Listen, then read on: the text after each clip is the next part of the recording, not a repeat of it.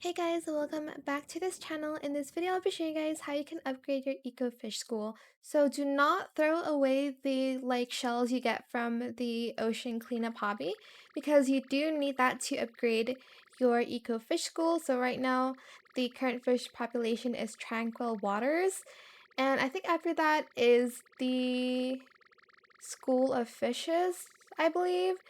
But basically, you will need a lot to upgrade even the first level. And it's basically to just have these fishes around your underwater house.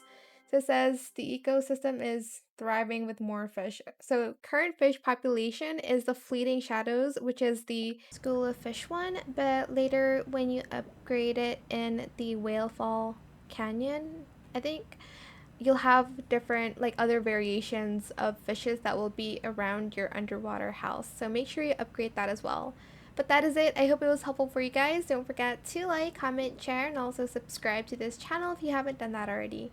If you have any more questions about this video, just leave it in the comment section down below. I'll try my best to answer them all for you guys. And if you found this video helpful, please click the thanks button as well.